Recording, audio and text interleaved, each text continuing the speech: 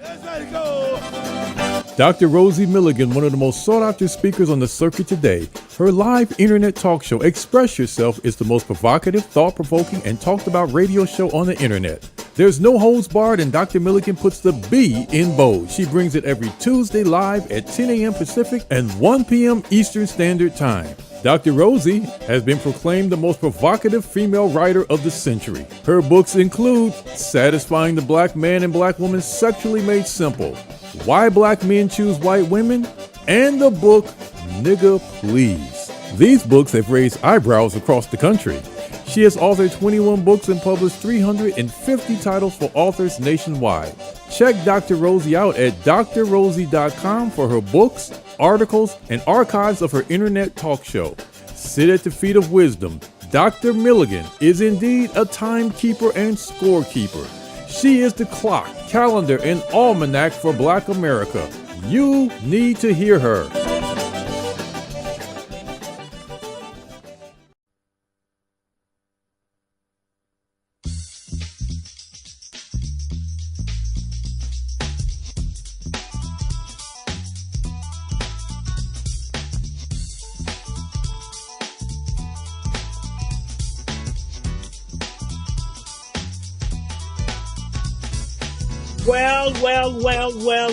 Well. Good morning, top of the morning. It's raining out here in Southern California. Well, what can I say? Certainly cannot complain. We've been begging and praying for rain for a long time, and we finally got it, and people are still complaining. I guess we can't please everybody, because we do need rain. Those who don't need it, well, don't fuss. Just, go along with the other people who are feeling real blessed because it's raining, and slow up when you're driving, okay? You're listening to the Express Yourself Hour. I am your host, Dr. Rosie Milligan, coming to you with nothing but straight talk. You know how we do it around here. Nothing but straight talk. This is not a show for the coward. It's not a show for the faint at heart. We don't have time to play. If we want to play, we're going to track on out to the park. My co-host is the wonderful, the fabulous. You guys know how I do it. Every week I'm in the thesaurus trying to find another adjective in which to describe him by, and I keep coming up with the word that he's intelligent, he's Black, and he's just wonderful. Good morning, Keith. Good morning, Dr. Rosie. How are you doing? I am doing so wonderful, just happy to be here, glad to feel the rain. Well, I'm glad to feel anything because you know what I mean. Yeah, under DJ Trump, every day is a blessed day. You know what? Quiet as it kept. The old folks says, quiet as it kept. I'm feeling about good right now because I've learned one thing, that Black folks don't do nothing unless you scare them. So That's true. at least he put some scare in them. We put some fire up on them. And if they pay close attention and take note of what they need to be doing, I think it's going to be a good year. I'm planning on it being a good year because I'm going to pack my own parachute. That's what I've been doing all along, my own parachute. For those who've been waiting on somebody else's parachute, you guys just might hit the ground this year. That's what I'm talking about. We have a wonderful show for you today. We have one of my great friends, the man that I respect so much. I don't think he is the man with the plan, and I'm just waiting for a day. I wish I could take a belt or a pistol, whatever, and just make folks just sit down and don't just read his book, don't just run to hear him, but really to put into practice, because everything he has laid out, there are other people coming through the back door trying to say what he said, instead of saying, well, Dr. Anderson told us this and you all need to get with it. They trying to sneak it. He's trying to act like act like they funk it up. But they did. It was the renowned Dr. Claud Anderson. He's the president of the Harvest Institute, author Black Labor, White Wealth, Powernomics, a plan to empower Black America, Dirty Little Secrets, and more Dirty Little Secrets. And he's getting ready to launch his new book coming up soon. And I tell you all, you want it. But I had a sneak peek, and I'm not telling you anything. You're going to have to wait till it come out on the market and see for yourself. Wow, this is it. It's Michael Jackson said, this is it. This book, this is it. Today, we're going to talk about Black America must renegotiate all relationships even with the black overclass. We're going to listen to the man with the plan for Black America. Dr. Anderson's been right all the time, and every time. I call him the prophet. He don't like for me to call him the prophet, but he is, because he prophesied what would happen to black people. And everything he prophesied is happening in the year that he said it was going to happen. Oh, wow. I am so excited about that. Dr. Anderson also talks about exceptionalism. He's going to talk about that later today, too, that it is the path to empower Black America. And if we don't understand this exceptionalism, if we don't understand that, trust me, blacks will become, well, they're already that, but they will remain an economic underclass if we don't understand this word. See, we run around talking about racism. I don't want to hear a person say nothing else to me ever about racism. Number one, they don't know what it is. They can't explain it. They just running off at the mouth. The word that we need to understand for this hour and this time is going to be the one that Dr. Anderson talks about, exceptionalism. That's what we need to understand. Good morning, Dr. Anderson. Good morning to you, Rosie. And I typically I would say I would inquire, how are you doing out there? But now I haven't watched the news that y'all are swimming. Yeah, we're swimming out here. Yeah, and don't even have swimming pools and you're swimming. I know. Everything is floating out here but money, okay? Come on. Everything is floating up out the pool but money around here. But well, you all are blessed, though. You're blessed because, right, as I told you a number of years ago in a couple of our newsletters, in Harvard newsletters, we got major water shortages coming, not only in this around the world, because right now about 15 to 20% of the world's population is suffering from acute water shortages. And those water shortages are going to come to America, and they're going to start in California, spread across the country. And when those water shortages occur, what's going to happen is that if you can't have water, you won't be able to raise vegetables, so you won't have any food to eat from coming out of the ground, out of the trees. But additionally, that the animals won't be able to eat either, so you're going to have food shortages following the water shortages. That's coming. And you all are very blessed if you got a lot of water right now. You all better get out there and try to stock it up and block it up and hold it up as much as you can. Because otherwise, because the shortages are coming. And then, as I said, and following those water shortages, you're going to have food shortages. Yep, all over the world. Yep. Yes, I better That's right, it's coming. Digging me a well. And the sad thing about it is under globalization, you got a few industries in this country that are now being incorporated by major entities outside, like China.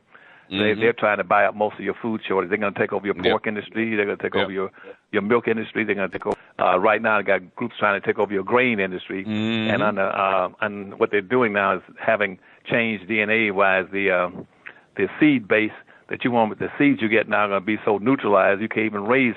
Even if you had seeds to plant, the seeds won't grow food anymore. And so you're going to have a lot of food shortages coming too. Wow. So whenever we have a shortage, you know who's going to suffer the most. That's going to be African American, right, you know, right. Because many of them are put in a position right now that they don't have enough. They can't even afford to buy enough water to last their family for 1 week. Black folks, you better listen up while you're in the nail shop, the weave shop, whatever shop you're spending all your money in.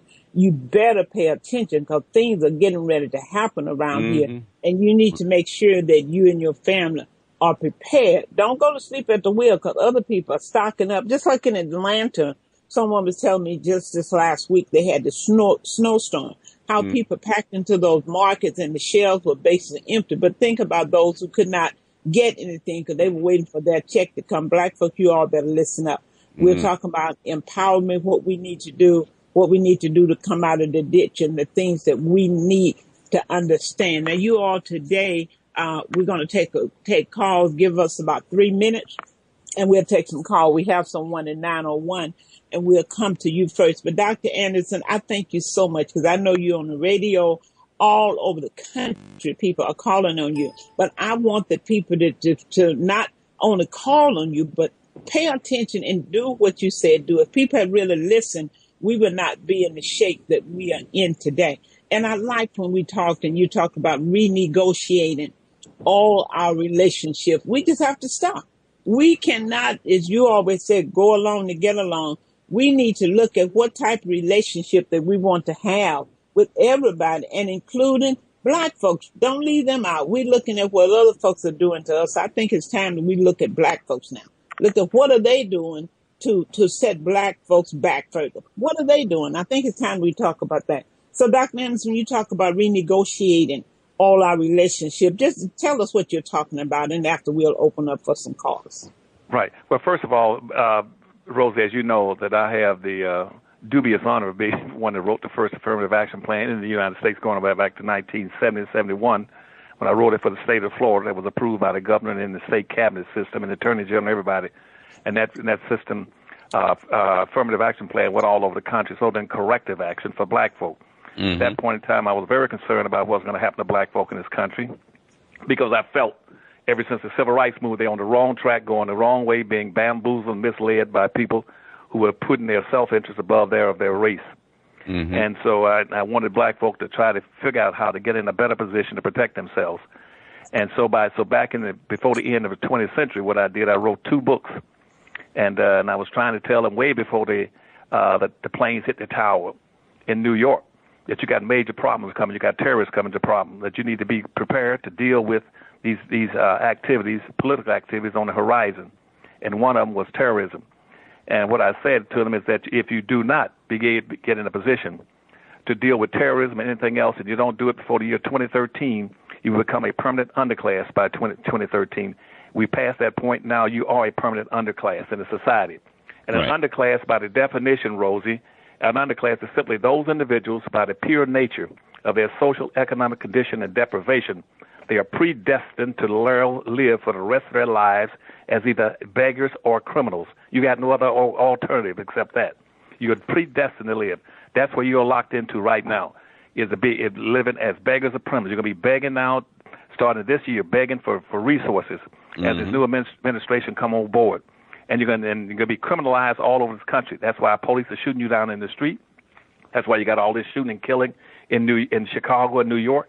You're predestined to stay in that position. And so what I want black folk to understand is that we got to learn how to play this game and play this game to win. And based on powernomics, what I said to them is that we're going to come out with a powernomics declaration starting the 1st of this year, which is January, the month we're in now. We are proclaiming that the year 2017 is the year of black America. This is our year. The entire year must be fully, solely dedicated to blackness. This is our year. We must either get our act together or be locked in that box forever and never get out of it. So Powernomics is proclaiming this year for not only for blackness, but also we're putting out a program focus on 2 things. The first thing is to say that we must focus on exceptionality. Black people are exceptional people. You're totally different from any other groups of people on this earth. You're not an African American. You're not a people of color. You're not a minority. You are a black people. You've been mistreated, ill-treated, and uniquely treated and specifically treated different from any human beings on earth. You're an exceptional people. And anytime you walk away from your exceptionality, you lock yourself in that box as an underclass, you'll never get out. And do not, under any circumstance, let people ignore your exceptionality. I tell black folks from the get-go, you're the only people that are in this country. You're not an immigrant. You're the only non-immigrants in this nation. Everybody else in this country is an immigrant, even those people they keep calling Native American. They're not Native Americans. They came across the Bourbon Straits about 6,000 or 7,000 years ago as Asians and interbred with Folsom people already in this country and became what they call American Indians. You're not immigrants, the first thing. Secondly, you're the only people that were brought into this country involuntarily. Thirdly, you are the only people that came in this country not as a benefactor of the benefits in the country. You came here to be a part of the American dream. The American dream is made up of 2 things. It's based on black labor and free so-called Indian land. That is the American dream. Everybody come in this country, they come in this country and get land except black folk. The first law in this country after the Constitution was ratified in 1789 was to say, by 1790 in the nationalization law, that anybody is welcome to this country except black folk or people who cannot be defined as being whites. And any of those people coming to this country were eligible for the American dream. They can get free land and free black labor. So consequently, when they started out in 1790, the first person started out with George Washington. who was the first so-called president of the United States. He picked up 100,000 acres of free land. Thomas Jefferson got 100,000 acres of free land. Patrick Henry, who says, give me liberty, give me death, got 65,000 acres of free land. Every white person coming to this nation was eligible under homesteading for 640 acres of free land. For every black slave they had, they could pick up another 150 acres of free land. And and there's a head rights. They can get another 140 acres for saying I'm the man head of the house. And consequently, when they began to move across the country, you had something like 15 or 20 railroads that went into existence and tried to go across this country. And they picked up 6 miles of free land on both sides of the railroads all over this country, that which equal out to 24 million acres of free land the railroads got, that later on converted to other things they invested in, like steel and mining and everything else. That money has multiplied over and over again. And when the first immigrants, the last Immigration Act that brought in the immigrants after the end of the Civil War, and the land rush across the Mississippi River, those European immigrants came in again and picked up almost over 2 million acres of land in 24 hours. That's why all these out where you are, where you got all those big white farms out there and ranches with that 140,000 acres ranch, they did not buy that land. Just like George Washington and Thomas, they didn't buy the land; they got it free. And then consequently, as a result of that, under the immigration policies of 1790, white folk picked up over 1 billion, B-I-L-L-I-N, 1 billion acres of free land. And not only that, land has multiplied and tripled and doubled in value every 20 years. And not only did the land in itself double and triple every 20 years, but all the resources in that land, the gold, the silver, the chrome, the bauxite, the magnesium, the gas, the oil, and all what that accounted to was that white folk then acquired 99.5% of the wealth of this nation free, never paid for it. And it came to anybody who was an immigrant. And black folk have to understand they're not immigrants. They started resisting immigration laws in this country, saying you can't bring any more immigrants to this country. We are the exceptional people. We're the only people.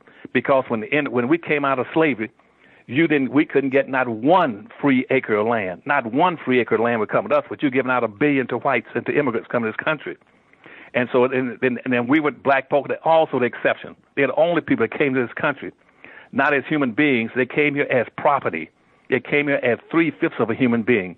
They came here as being equal to a field animal. They were treated that way. Black folk are the only people, the special people, the exceptional people who are shut out of being allowed to play a role in government. They're the only people disallowed to hold an office. They're the only people, they're the exceptional people. They were only people that were denied a right to have an education. Anybody caught teaching a black person to read and write would have cost you $100 and 39 lashes with a whip to be caught teaching a nigger to read and write. What they did, they imposed ignorance on black folk and called them niggers. And so they could not compete with whites. They're the only people, for instance, that were not allowed to own property. They could not own property. They could not go to school. They could not be paid for their labor. 99% of all the black folk in America are the direct descendants of slaves. They're the only people in this country, the exceptional people. They're the only people in this country who has fought in every major war and battle for this country. Yet their mother country has never gone to war with this country. All these other immigrants coming to this country, their country, mother countries, whether it's Japan, China, Russia, French, German, Canadians, Puerto Ricans, Cubans, Koreans, anybody you name, they've all fought this country except black folk. Black folk are the only people whose mother countries never fought this country, point one, and point two, they're the only people who have participated and fought in every major battle defending this country. And they're the only people whose labor built the highways, the roads, the canals, the bridges across this nation. I can go on and on to make a point of the exceptionality of black folk. Black folk are exceptional people. Therefore, they should resist all efforts to put them in these broad categories, these broad ambiguous categories called minorities and poor folk and people of color. And if you do that, what they've done systematically and socially engineered you into is to disallow you to claim your exceptionality. You cannot claim your exceptionality if you let them call you a minority. You cannot have an exceptionality if you let them call you a minority or people of color. You cannot have an exceptionality if they put you in the multicultural bags. What you got to say is that we are special people. We would not go into those bags. We're entitled to special benefits and special recognition and special appreciation, and we are also entitled to reparations. Black folk must begin to push their exceptionalities and say we're going to move as a people, period, as a group, by ourselves. Because nobody, not the gays, not the multicultural, not the transsexual, nobody is equal to black folk in this country. Nobody has suffered the way we have. Nobody's been excluded the way we have, not even Indians. We're the only people that have been set aside and locked in and boxed by the United States Constitution and all the other documents. That's the first point. Yeah, let me finish my point, though. Now, the second point is that's the exceptionality. The second point is once you get your exceptionality, you must now tell everybody that you're going to renegotiate your relationship with any and everybody. You're going to renegotiate your relationship with all the major political parties. You're going to renegotiate your relationship with all the major corporations. You're going to renegotiate your relationship with even the civil rights organizations, and you're going to renegotiate your relationship with our black overclass. And what you're renegotiating, you say we will not support anything in those groups, socially, economically, or politically, unless if they do not support black folk, and hold everybody accountable. Hold all the political parties, all these white corporations, and hold the black overclass and even your black entertainers. If they can be rich and wealthy, playing football, basketball, dancing, singing, telling jokes, whatever they want, but they do not go out of their way to be able to reconnect with the black community, either as entertainers or they don't reconnect by heading up a civil rights organization. We're going to also abandon them and boycott them and to treat them just like we would any other hostile group. Okay. Right. You all heard it straight from Dr. Anderson, the man with the plan. And we have 4 people holding on. We coming to your calls. And those who want to get in, you can call 310-928-7733. 310-928-7733. We're talking to Dr. Anderson, and we're talking about Black America must renegotiate all relationships with even the black overclass. If you have your speakers on, we need you to turn it off. If you're on your cell phone or your phone, we need you to put it on mute because we'll get static, and if the static comes through, we will have to drop you. So do *6. If you're not speaking and we don't call on you, mute your phone, please. Otherwise, the engineer will drop you. We want you to get in and talk to Dr. Anderson. I think our first caller is from 901. Go ahead, 901. Give us your name. Area code 901. Give us your name. Tell us where you're calling from. Okay, I had to unmute my phone. Good afternoon. This is Pearl Walker, host of A Kinky Conversation on Interlight Radio. First and third Tuesdays. Hey, Keith. First and third Tuesdays from 8 to 9 p.m. Central Time. Happy New Year, everyone. It's a pleasure once again, Dr. Anderson, and we're going to have to get you on my show. But since I had the opportunity to speak, I was just calling in to listen. As you made reference to black organizations, what do you think the focus should be for the NAACP, the Urban League, our historically national black organizations at this particular time in our history, in our country, in relation to what you just laid out for us? What do you think the focus, the purpose, the main tenets of these organizations' agenda should be moving forward? It's very simple. That's a good question. What you should tell them is that either they're going to have to come out of the closet, either because they never have really been a black organization. They've been hiding and fronting as a black organization while taking care of everybody else. When the NAACP came into existence in 1909, it came in by whites setting it up, and they had a very specified and limited agenda that they would do some things for black folk, but they would do things for other groups as well, especially the Jews coming into the country. They want to be able to invest in and get involved in economics in the black communities. The same thing later on in 1911 when you came up with the Urban League. They've always carried dual agendas, but they've always been perceived as being black. Therefore, what they've done systematically and shrewdly is give black folk a bill without the thrill. black folk have been billed and labeled and burdened by being identified with those organizations, even though those organizations were not specifically providing that much for black folk in return. What the Urban League ain't providing anything for the black folk. Just last night, yesterday morning, here on the Morning Joe show, when you got Moriel over the Urban League, he said he had issued a report card from the Urban League on Obama's years in office, and he gave them excellent on every respect. And when Morning Joe said, "How about with black folk?" he said, "We gave him an excellent on that too." How in the world can you give somebody excellent on a mark, and they have done absolutely nothing for black folk? Never, not even used the word black. And what they're saying, well, Dr. Anderson, a rising tide will lift all boats. That's a lie. Now, the rising tide never lifted the Titanic or the Lusitania. They're stuck on the bottom. Black folk are outside, underneath the system. And the person is in the office, and the president of any other office for 8 years, he should specifically have addressed the issue of black folks based on a quid pro quo basis. And so that's the first thing. So what you got to do is call these organizations out and say, if you're not going to do something specifically for black folk, then disassociate. Come out public and say, we do not represent black folk. We represent everybody but black. We're not a black organization. We're a minority organization. So that black folk would no longer have to carry the burdens of people, or the Ku Klux Klan, and everybody else identifying black folk with these organizations when they black folk aren't getting anything out of those organizations.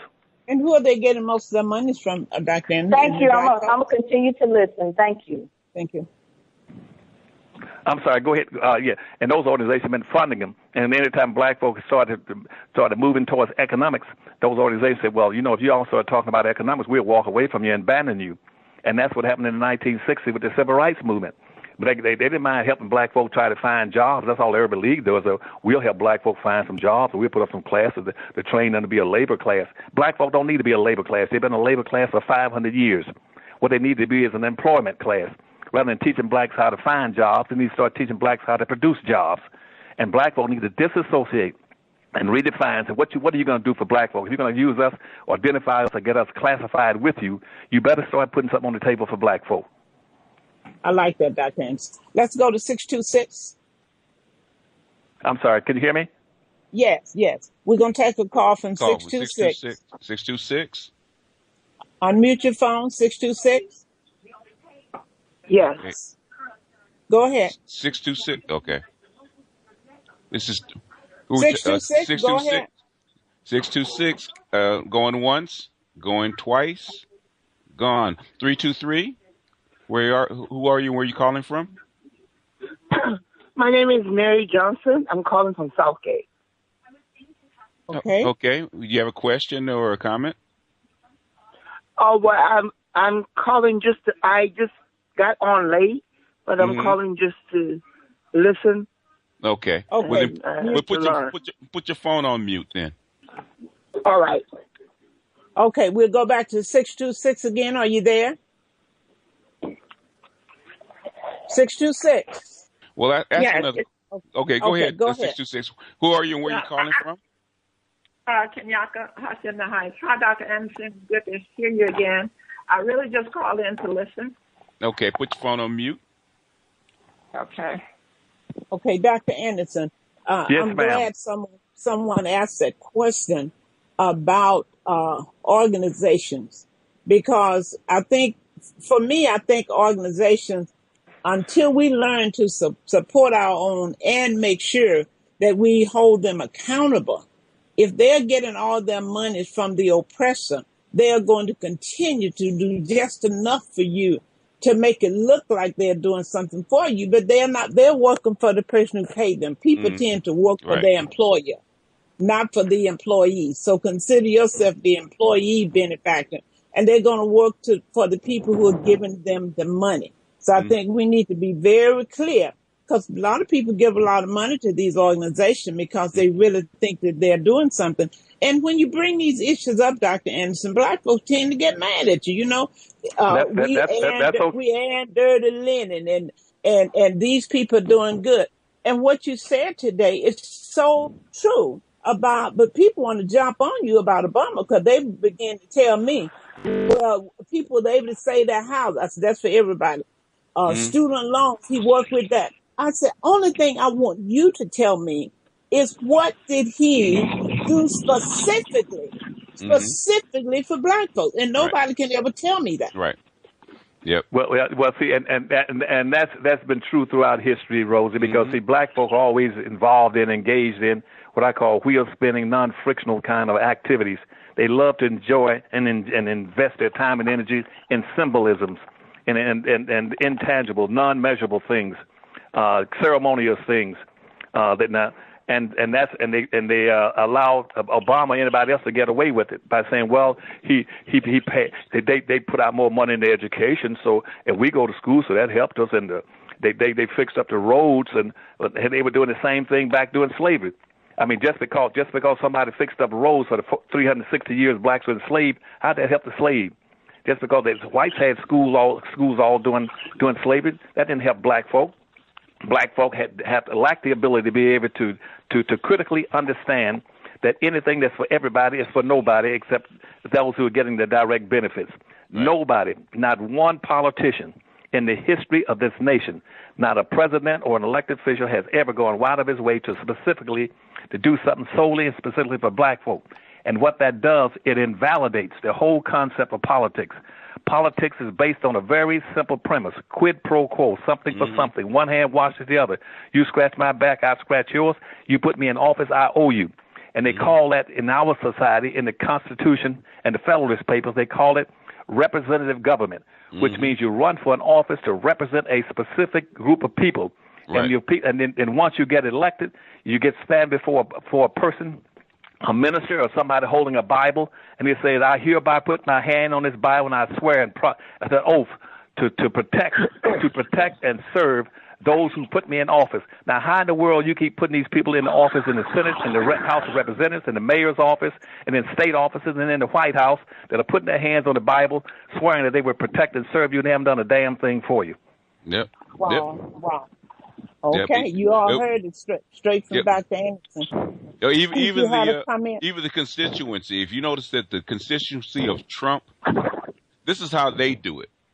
As soon as they put him in, they said they're going to hold his feet to the fire, and they will be marching on Washington if he doesn't do what they put him in office to do. This is what black folks should have done with Obama. We put you in office, and if you don't do what we want or what we're supposed to do for us, represent us, we're supposed to have been down there instead of praising him, basically putting his feet to the fire. We didn't do that. Right. They should be called and call all the elected officials out. Call these civil rights laws people out. It is totally inconceivable that in this country that you allow yourselves as black folk to be enslaved and semi-enslaved for 500 years. Not 5 years, but 500 years, and still talking about all we want to do is get along and be in friendship with everybody. We just want to be liked and loved. That's not what politics is about, is liking and loving. It's about benefits out of life. And if you're not getting any benefits, you're going to die. Well, Dr. Anderson, you always talked about how we go along with symbolism. And right now, if a person, black's going to be very docile now because all they want to see, if the president appoint a few blacks, we're going to be ticker pink and go sit down and not going to have anything to say. It just thing that makes us feel good, and we don't think about the thing that's not good for us. So let's go to 626-339. 626. Hello. Yes. Hello, go ahead. Hi, Dr. Rosie, Brother Keith, and Dr. Claud Anderson. This is Carl. How you guys doing? Hey, Carl. What's going on? Hi, Carl. I've been looking for you. Just wanted to thank you guys again for bringing up very important topics. I don't want to take up too much time, but I did want to put a little bug out in front of everyone. This is something I've been teaching as a forensic economist for years, and especially for black folk. King of the Mountain is not a multicultural sport. And for everyone else in the world, multiculturalism is Hunger Games. For black folk, it's Kumbaya.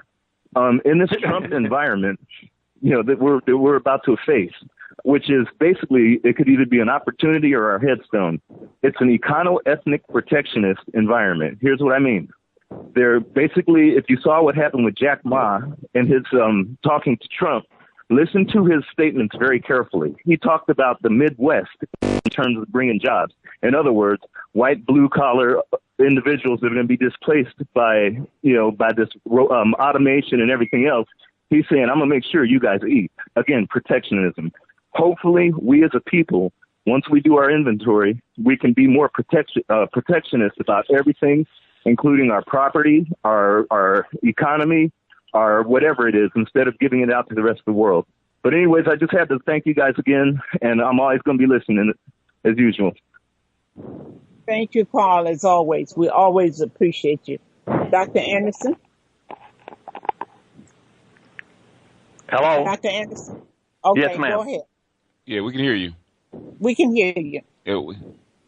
Yeah, it is so important for us to really take note. As you notice, we're not saying a whole lot because when you have somebody like Dr. Anderson who will get on these airways as busy as he is to talk to us, I know you want to hear from him. And those who are out there, you make sure that don't just always be listening. You need to get his book, because if you read Powernomics chapter 7 in particular, you will truly understand what we are supposed to do. And we need to be about doing it. And I want you to go to the Powernomics. Those in LA, you can pick his books up here at my bookstore, Classic One Bookstore at 1425 West Manchester Avenue. The rest of you, I want you to go to Powernomics.com. And I tell you why. You know, we are under a situation now where we want to make sure that the economic flows to the people that it's flow to. When you go to Amazon.com, I know you like to go there because you like to buy from white folks. So you feel good when you say, I went to Amazon, I went to Barnes & Noble. I want you all to know who listen out there. You all are crushing our intellect. You're crushing our literary giants, because when you go to those places, you're cutting them out of money because they take most of the money. I'm just be straight up front with you. People like Amazon.com, they get far more than 50% of the author's retail costs, and they have to write the book, pay to get it printed, get out here and talk to you, and then you go to Amazon and get your book. Go to Powernomics. Dr. Anderson will give you the website. It's powernomics.org, I believe. You want to go there and get your books, and I want to see orders flying into his office. He gives up. He could be asleep right now. He's giving up his time to give you knowledge that he already has, and his family has this knowledge. Okay? So let's show him that we appreciate him. And not only that, if you get his work, you're going to learn what to do. It is truly the blueprint for empowerment for Black folks. Yeah. He can make far more money on the other side. Trust and believe.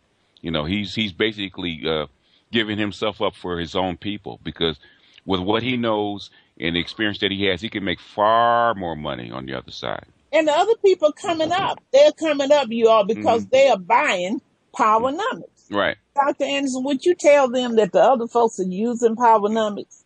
Yes, ma'am. As a matter of fact, Asians and Hispanics, they buy them on a regular basis, and they call and ask me to explain different aspects to them to help them do vertical integration.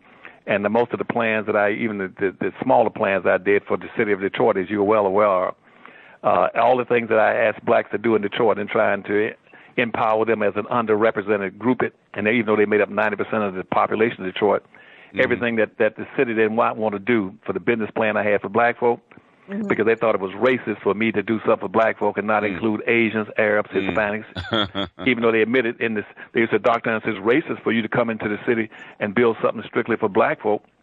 Even though we do in the city, we know the city is 92% black, but we do have an Asian town. We do have a Chinatown. We have an Arab town. We have a Mexican town. We have a hockey town. We have a Cork town. We have a Pole town. We have a Greek town. But if you do something for blacks and building a black business, that would be racist.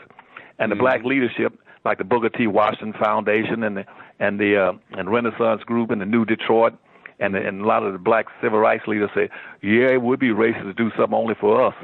And see, and when you get black folk that are stuck on stupid, you cannot do anything for our people. Those are the most dangerous people you're going to run into. Yeah. And that's why I tell blacks all the time, the reason I say exceptionality, I use exceptionality means do not let them use those broad, ambiguous terms, including African American. You're not African Americans. Everybody in America is an African American. Since all human beings migrated out of Africa, anybody comes to America is an African American. And that does not distinguish anybody coming to America from black folk. Black folk got a unique historical treatment and perspective on what happened in this country. And more importantly, people say, well, Dr. Anderson, well, we're not all black. Some of us are light-skinned and brown. They must understand that blackness is not necessarily a skin color. It's a class. It is a condition. It's a commitment. It's your badge. It's your honor. It's your cover. It's your protection. And it's your unifying factor. Stay with your own people and quit let them trick you into minorities, poor folk, people of color, blue carb, Joe Six-Pack, or African American. But Dr. Anderson, they're saying that it's not right to build something just for your own race, for black people. But all the other people who are coming here, everything they're building is for themselves, because they're not incorporating black people. Many of them don't even have black folks. But black people think that's okay, I guess. Oh yeah, they think that's okay because they think that's part of your major problem is Black America. Black America got this super liberal attitude, and like you cut on any show, you cannot find a black that'll go on TV and talk about something specifically and solely for black folks. They won't do it halfway out of ignorance, and the other half is they just simply are scared. They're scared to say, well, I'm here to represent my people. They're going and say, well, Dr. Anderson, here's what's happening. Black folk are in jail, black folk in prison, black folk on food stamps, black on welfare. We got black on black crime. We have no housing for black folk. We have nothing for black folk. Now, what are y'all going to do for minorities and poor people? See, they're switch on it. They're bait and switch. Right. And they get away with it. And seeing black folk let them get away with it. They use black folk to point out a major social economic problem or some kind of social pathology. Then all of a sudden they'll switch and say, but direct the benefits to all people, even though we're the people that are suffering. Give it to all people. And that, like you said, Rosie, if black folk are the only people that need a wheelchair and that are crippled, right? Why are you gonna go around and try to give every damn body a wheelchair? Yeah. Exactly. Even though I always repeat that because. Even Moynihan said civil rights and affirmative action was specifically for black people to repair the damage that had been done to them. It was not for anybody else. That's right. You're absolutely right. We don't want to be the exception. We want to be in the mainstream. That's why some people, when they start talking about cultural diversity, a lot of black folk got mad. Yeah. We're all the same, But the whole thing is, put us in a separate class. But the whole thing is that what Moynihan wanted to do, what people don't realize, they were set with a problem. How do you bring black families that have been damaged, their culture have been damaged, into the mainstream? That's what it was for. It was not to keep you out of the mainstream. It was to repair the damage that was done to you because you had been pushed so far under and behind that you couldn't compete with the mainstream. So they had to repair you so that you could become a regular American. It wasn't to be over anybody, but the thing is to bring you up to parallel with everybody else. And go ahead, Dr. Anderson. Yeah, but no, you're absolutely right. You're absolutely right. And the absolute worst thing that can happen, that's why this is a year for exceptionality for black folk. And that should be your riding horse. You should ride that horse to death in everything. Is that the worst thing you can do, and the biggest lie that can be told is to pretend somehow that all people's country have contributed equally to the development of this nation. That is a lie. All people in this country did not contribute equally to the development of this nation. And I just told you a few minutes ago that 99% of all the black folk people here before all the other 99% of all the other people have arrived. How can they have contributed equally to the development of this nation? When you didn't have any Arabs and Asians, Hispanics and Chinese and Japanese and Filipinos and Eskimos and the rest of them in the country, when black folk were in the fields, when black folk were the laboring class, you got to express your exceptionality. Dr. Anderson, I spent many years in the cotton field and I didn't see one, okay? I didn't see one of them out there, okay? I picked so much cotton that I don't even want to pay for anything that's made out of cotton when I go into the store. See, then the question rolls it. Everybody was slaves here. That's how they get most black people. They say everybody came here with slaves, so we ain't got nothing different. That's why I'm glad you're saying what you're saying. I hear that every day. Everybody been slaves. No. See, everybody was not slaves. Yes, you might have had humans. That's another lie they tell. By the way, we've had slavery ever since the first human beings on earth. That's a lie. Slavery was based on three conditions when they first came to this earth.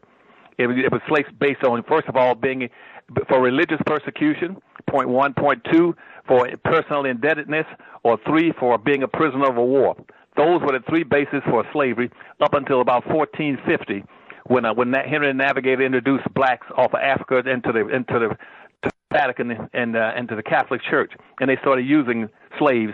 And by 1488, when Pope Innocent came out and says, in the future, broaden the whole concept of slavery. Not only will slavery be based on being a prisoner of war for religious and reasons or for personal indebtedness, but now let's make it based on skin color.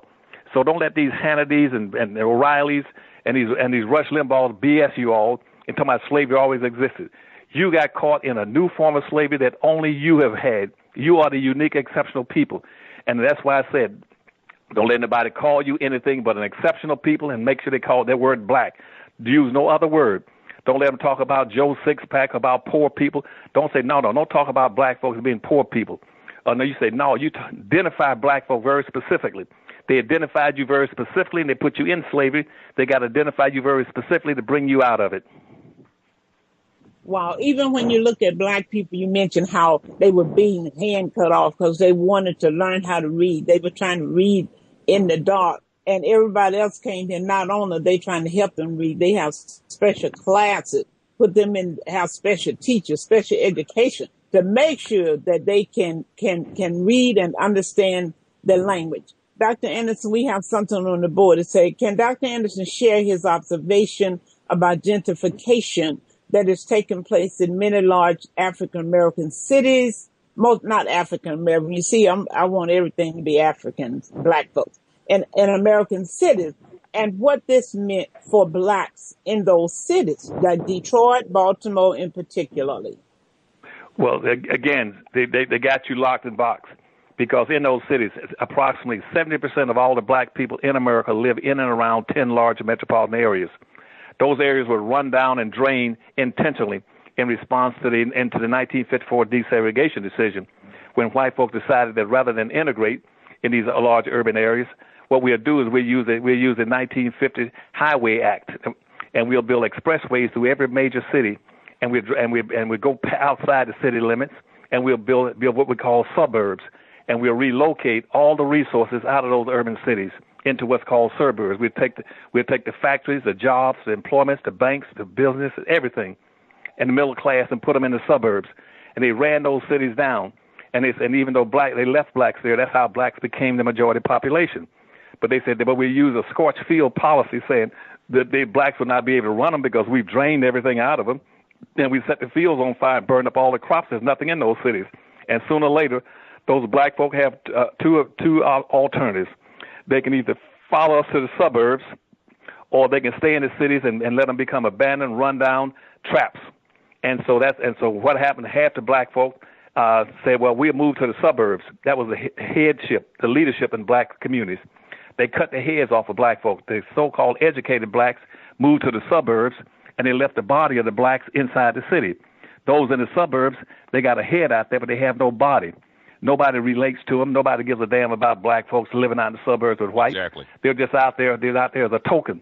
And the blacks inside the city, then now they have no head. All they got is a body walking around acting foolish, walking around their pants hanging down and acting crazy. So you got to put the head back on the body by declaring yourself the exceptional people. And the suburbs outside those cities will be the new ghettos. And white folk are going to gentrify and lead the suburbs. Now they've tricked the head into the suburbs. They're going to now double back and go back downtown and take over all that land again, where they got enough of these bodies walking around shooting each other and drugging up and walking their pants down. They're going to go back and take them over and get double benefits. It's called a circuit. It's called a concentric circle of mobility. They're going back downtown. They're going to take over. And black folk, they're going to gentrify those cities, then take all the resources in those cities, and they're going to privatize them into the hands of white folk that got the money. And that's so that anything in every city, if it's a bridge or tunnel or any kind of land or an airport, anything that white folk can use, the real estate, to make money, they're going to go into the hands of the wealthy whites who got the money to buy it, because the black bodies in there don't have the money. They can't do anything. They can't figure out how to use those resources because they don't have any thinking class. The thinking class is sitting out in the damn suburbs with white folk. And now they're going to move the people moved out in the suburb because they were trying to get away from the so-called ghetto folks. So now they're going to take the same people that they were trying to get away from. They're going to build a project in low-income houses now in the suburb. Isn't that interesting? Yeah. I mean, George Bush did it. George Bush Sr. did it right after the Rodney King riots with Hope 6. He passed the under HUD. So basically, it's basically a 25-year-old process that's been going on, just accelerating. Well, see, and that's the trick. And so that's why all these major cities, and I came to Washington, D.C. with President Carter. Mm-hmm. At that particular time, Washington, D.C. was known as Chocolate City. Right. And it was about 78% black. And now it's down to about 40%. Right. Now, because they bought out most of the housing here. They go by and take the black bodies that are left, and they buy the houses for $100,000 and fix it up and sell it for $500,000. And so black folk now are being stuck out in the suburbs, and now they're complaining, saying, well, we're out here in the suburbs, Dr. Anson. It's racism. I said, what's the racism? They said, we're out in the suburbs like PG County. PG County has the largest concentration of so-called wealthy blacks in the United States are living in PG County outside of Washington, D.C. because they moved out of Washington. And they want to know why don't I help them raise hell about getting white companies to come out there and put up businesses. I said, that's the dumbest thing you ever want to do. Yep. Why are you going to beg whites to come into your neighborhood, set up businesses, and take the money out? Yeah. They said, what do you think? I said, why don't you go build your own darn businesses? Yep. They said, well, we hadn't thought about that. I said, let me tell y'all something in conclusion before I know we got 2 more minutes left. I said, that's when they had the whole issue down in Georgia. They said, Dr. Anson, we want you to come up here. We're gonna go over here and demonstrate. We're gonna raise Cain around a Lieutenant Lester Maddox's restaurant in the underground because he has a restaurant in there and he doesn't want any blacks to come in. They don't want you to come up there. We're gonna march around his restaurant every day, every morning from about 8:30 to 10 o'clock and sing and hold hands, sing "We Shall Overcome" someday, even though it's been 500 years. We're gonna still hold hands and sing. And Lieutenant Governor Maddox was showing up at something like about 7:30 with sacks of pick handles and axe handles. Asked who wants to whip some nigger heads. And so I asked the black leaders. I said, let me tell y'all something. I said, let me ask you one question. I said, why is you always think that the appropriate thing to do is always put black folk into a position where they got to take a free butt whipping just to give white folks the satisfaction of taking their money and spitting in their food? They said, well, what do you think we should do? I said, why don't you go across the street and build your own darn restaurant? Why would you want to go eat something where people hate you and don't like you and don't want you there in the first place? Go across the street and build your own restaurant. Exactly. They said, well, Dr. Anson, you haven't got the right attitude. I don't care whether they hit us in the head with a brick or a stick. I'm going to make them take this money. I said, that's about the dumbest damn thing I've ever heard in my life. You're going to make somebody take your damn money. But you know that happened in Atlanta when the black folks marched there in one of the malls. They said it was a black mall. Now, it wasn't on, but that meant that's where a lot of black folks go. It was in Decatur. They called it the black mall. So they, I think it was Walden pulled that store out, and the black folks said, we're going to make them bring that store back. There was a black bookstore there that was in the mall. The black folk went and picketed. They picketed the headquarters. They wanted the store to come back, and the mall, people on the mall, Walden said, we will come back, but we don't want any other bookstore in the mall if we come back. Do you know, though, they made the black people leave the mall, what they call the black mall, because they want to show Walden, we won. Yeah, we made them come back. We got power. Oh, you're right. And they're trying to do that right now. Right now, they're trying to do that down in Fairfield and Birmingham, Alabama. They got a Newmark's. A black guy has a mall down there, and I went down there and spoke at his mall, trying to tell blacks how to rally around, because the 2 or 3 black cities that come together, all of them are predominantly black. I said, and yet almost 100% of all the businesses around there are owned by whites, and they want to know why you living in dumps and shacks. I said, why don't you go spend your money with your own people and go out and put all your businesses in that one mall, then all of you come out there and shop on a regular basis and buy from each other and have your own businesses and circulate your money 8 to 12 times in black hands. Right. I said, right now, if y'all talking about you got almost $300 to $500 million worth of disposable income here. Mm-hmm. I said, if you circulate that money but you're poor, if you circulate that $500 million round and round, 8 to 12 times, let's say you did it 10 times.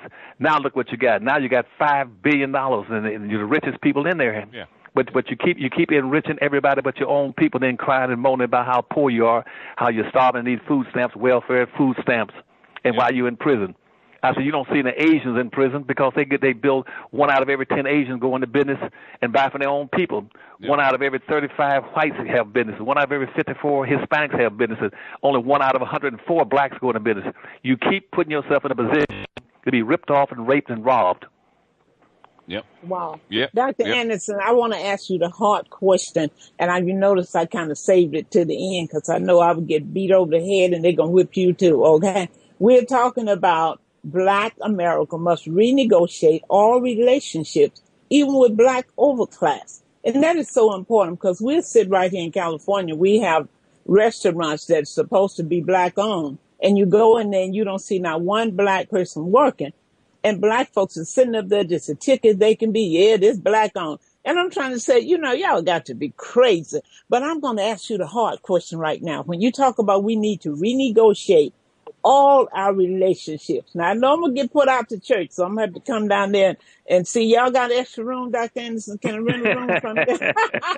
Because I want to talk about how should we negotiate with the Black church? With the Black churches? Mm-hmm. That's an easy one, because right now about 38% of all the Black churches right now are in trouble. They're in deep, deep trouble because just like the civil rights organizations, they walked away from their own people. They've been focusing on trying to get along and trying to prepare people to go to heaven, don't care what happens here on the earth. And so about 38% of all the Black churches right now are in foreclosures across this country. And you got these immigrant groups coming in the country to buying them out. And so they need help right now.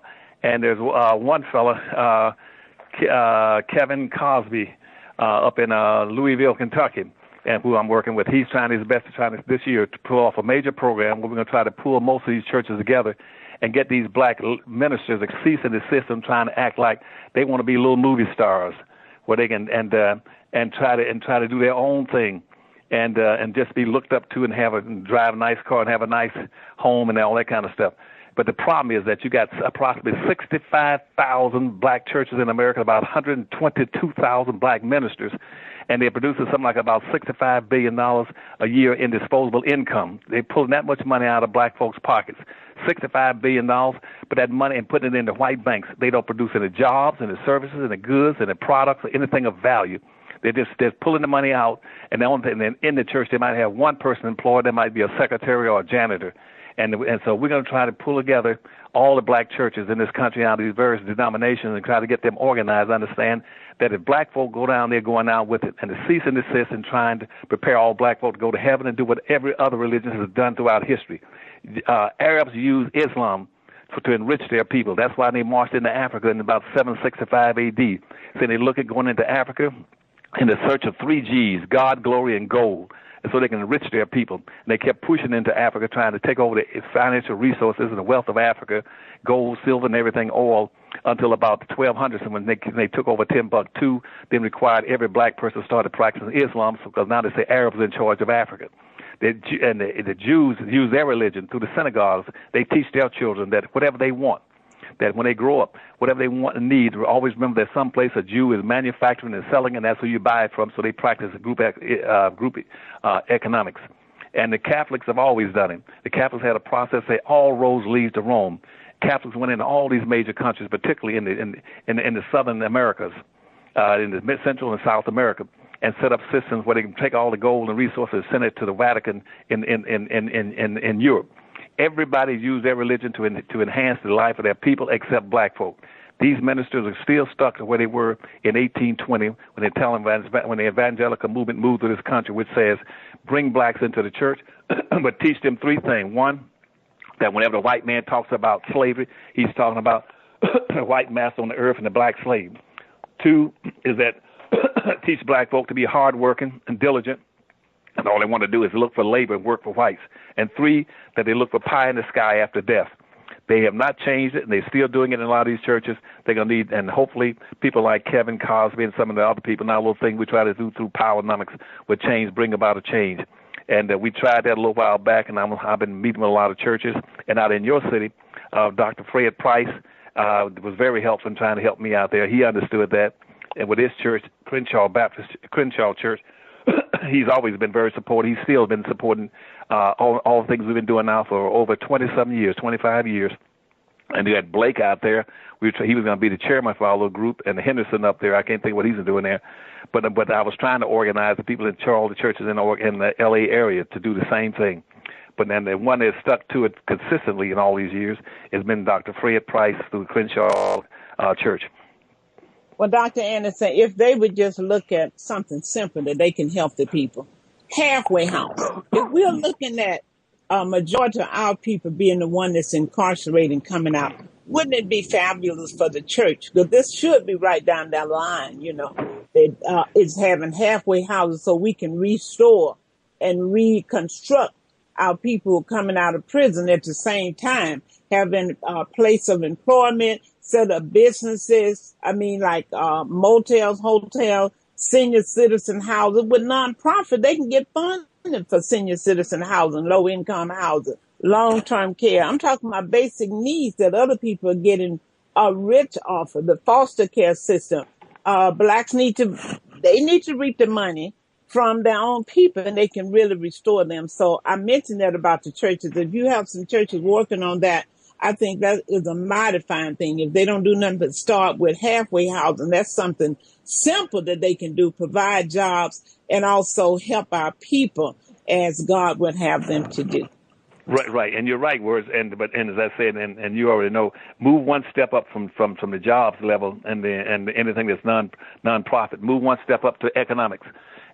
And as you go to chapter 8 in Powernomics, that whole chapter focuses on that. And these churches need to be able to teach blacks how to generate wealth, to bring wealth and bring money into the community and lock it into the community. That's why if you look and read that chapter, you find stuff like set up land banks where all the property, where blacks are losing their land and buildings and stuff like that, where the church can begin their mass money, where all the churches pool their money, how they can set up credit unions and everything else. You have to go to the last chapter in Powernomics to cover all those points. But again, I try to keep it focused on economics because blacks need to move beyond just getting jobs and dealing with something that's nonprofit. See, we got a lot of blacks in prison, for instance, Rosie, but those blacks wouldn't be in prison if they had a good, solid foundation and an economy in their own communities. Right. That's why I said to you a few minutes ago, there's a direct link between having businesses and those who are in prison. That's why when I said the highest concentration of wealth now for a medium family income in this country is in the Asian community. And that's why about 1 out of every 10 Asians in business. But you only got 1 out of 104 blacks in business. That's why the prisons are running over with black folk. Because there's only 3 things that an individual can do to earn a living in our society. You either work and have a business at the top. If you can't do that, you're going to go down to the second level, which is go into the social services. You're going to go into food stamps and welfare and other kind of public assistance. If you can't get something there because the conservatives wiped out the programs, you got to go to the bottom, which is crime, stealing, and begging. So that's why you must do an elaboration combination of those sophistication, those 3 things. You either work, go on welfare, you steal. So putting a person in the prison and just trying to get them a job to come out, it won't cut it. You got to go back and create these opportunities for them to be able to have decent jobs in their own people, with their own people pass the money around their own community, where they can get 10, 11 different benefits off that same dollar rather than getting one benefit off of it. Exactly. Dr. Anderson, we have talked you out. I can hear you getting dry. You need a cup of water. We appreciate your time you spent with us. I want the folks to know, to show that your appreciation by going to the website and ordering Dr. Anderson books. If you hear, you can order from Dr. Anderson website, or you can pick his books up at my bookstore, Classic One, at 1425 West Manchester Avenue, just west of Normandy. You can call us at 323-750-3592. 323-750-3592. You all, if you want to know what to do, you got to get Powernomics. Dr. Anderson, go ahead. And the website is powernomics.com. They go to powernomics.com, and currently they're running a power pack where they be able to get all 4 books currently for $70. That's Black Labor, White Wealth, Powernomics, and Dirty Little Secrets and More Dirty Little Secrets. And when this new book comes out, they have a 5-pack. It comes out and they have to get all 5 books and be about something like about $80 or $90. It becomes their own independent library. If you don't have these books into your library, then you don't have a library. Well, don't you have that tape? You have the DVD up there on exceptionalism, right? Yeah, and we're going to be pushing that. Remember now, exceptionalism and renegotiate your relationship with any and everybody, including our own black wealthy overclass. The overclass is made up of 5 or 6 elements. That's your ministers, your elected officials, your athletes, your entertainers, and your civil rights leaders. You're going to read, and you tell them straight up, they don't start doing more if they help black folk and get off this stuff about multicultural and women and gender, all these other issues, that you're going to boycott them like they're boycotting you all. Okay. This show is going to air, you all. It's going to re-air at 7 o'clock p.m. Pacific Standard Time. Anybody missed it? Anybody missing? Those who didn't, you need to get on the phone. This is a show that everybody needs to hear. Tell them to go to innerlightradio.com tonight at 7 p.m. Pacific Standard Time, 9 p.m. Central Time, and 10 p.m. Eastern Time. This is a must-hear show. Dr. Anderson have laid the blueprints down. We need to renegotiate our relationship with everyone that's concerned, even our own people. Dr. Anderson, thank you, and may God bless you. And you pray for me, Dr. Anderson, because I'm about to do something. I ain't going to tell nobody what I'm going to do, but I'm about to do something right. Well, I love both of you, and y'all take care of yourselves, and you're an asset to the black community. You keep up the good works, and I hope something help black soon, because otherwise they're going down. They don't make it this year, they can hang it up. I tell them, go find you a good spot on a 10-story building, get ready to jump. Oh my goodness. If you don't be pushed off before you jump. All right, I'm just saying. Okay, thank you, Dr. Anderson. You all will talk to you next week. Y'all have a pleasant day now. Thank you. All right, bye-bye. Bye-bye.